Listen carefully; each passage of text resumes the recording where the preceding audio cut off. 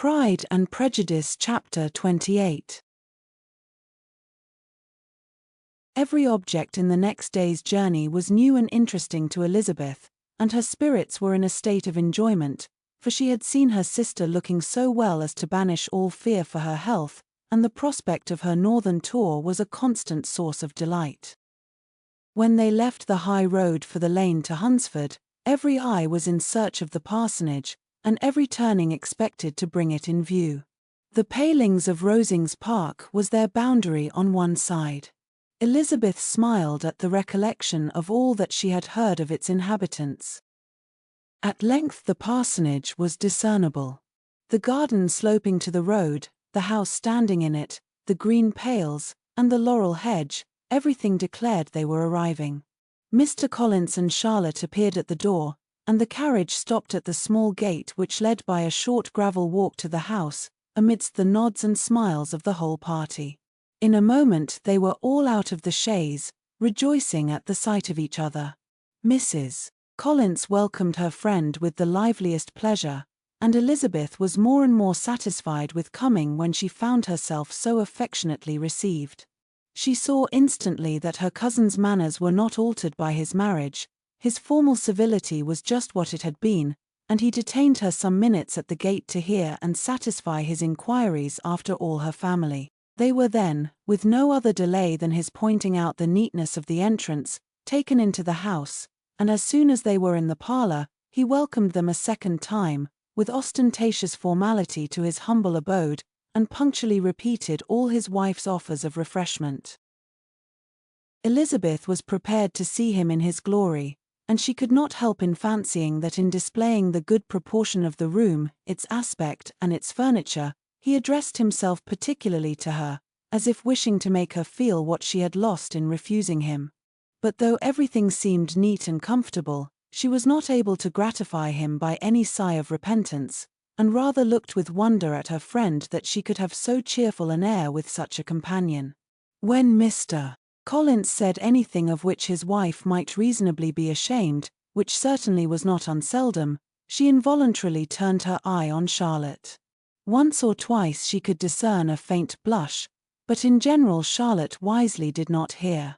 After sitting long enough to admire every article of furniture in the room, from the sideboard to the fender, to give an account of their journey, and of all that had happened in London, Mr. Collins invited them to take a stroll in the garden, which was large and well laid out, and to the cultivation of which he attended himself. To work in this garden was one of his most respectable pleasures, and Elizabeth admired the command of countenance with which Charlotte talked of the healthfulness of the exercise, and owned she encouraged it as much as possible.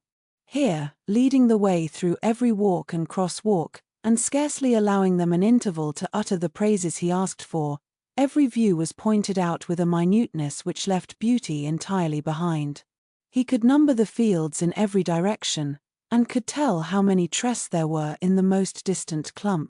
But of all the views which his garden, or which the country or kingdom could boast, none were to be compared with the prospect of Rosings, afforded by an opening in the trees that bordered the park nearly opposite the front of his house. It was a handsome modern building, well situated on rising ground. From his garden, Mr. Collins would have led them round his two meadows, but the ladies, not having shoes to encounter the remains of a white frost, turned back, and while Sir William accompanied him, Charlotte took her sister and friend over the house, extremely well pleased, probably, to have the opportunity of showing it without her husband's help. It was rather small, but well built and convenient, and everything was fitted up and arranged with a neatness and consistency of which Elizabeth gave Charlotte all the credit. When Mr. Collins could be forgotten, there was really an air of great comfort throughout, and by Charlotte's evident enjoyment of it, Elizabeth supposed he must be often forgotten. She had already learnt that Lady Catherine was still in the country. It was spoken of again while they were at dinner, when Mr. Collins, joining in, observed, "Yes, Miss Elizabeth, you will have the honour of seeing Lady Catherine de Bourgh on the ensuing Sunday at church, and I need not say you will be delighted with her. She is all affability and condescension, and I doubt not but you will be honoured with some portion of her notice when service is over. I have scarcely any hesitation in saying she will include you and my sister Maria in every invitation with which she honours us during your stay here. Her behaviour to my dear Charlotte is charming. We dine at Rosings twice every week, and are never allowed to walk home. Her ladyship's carriage is regularly ordered for us. I should say, one of her ladyship's carriages, for she has several. Lady Catherine is a very respectable, sensible woman indeed, added Charlotte, and a most attentive neighbour. Very true, my dear, that is exactly what I say. She is the sort of woman whom one cannot regard with too much deference. The evening was spent chiefly in talking over Hertfordshire news, and telling again what had already been written, and when it closed, Elizabeth, in the solitude of her chamber, had to meditate upon Charlotte's degree of contentment, to understand her address in guiding, and composure in bearing with, her husband, and to acknowledge that it was all done very well. She had also to anticipate how her visit would pass, the quiet tenor of their usual employments, the vexatious interruptions of Mr. Collins, and the gaieties of their intercourse with Rosings. A lively imagination soon settled it all. About the middle of the next day, as she was in her room getting ready for a walk, a sudden noise below seemed to speak the whole house in confusion, and, after listening a moment, she heard somebody running upstairs in a violent hurry, and calling loudly after her. She opened the door and met Maria in the landing place, who, breathless with agitation, cried out, "Oh, my dear Eliza, pray make haste and come into the dining room, for there is such a sight to be seen. I will not tell you what it is. Make haste, and come down this moment." Elizabeth asked questions in vain, Maria would tell her nothing more, and down they ran into the dining room, which fronted the lane, in quest of this wonder.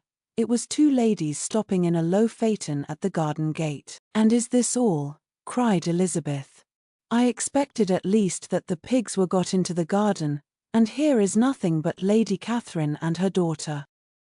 "La, my dear," said Maria, quite shocked at the mistake, "it is not Lady Catherine.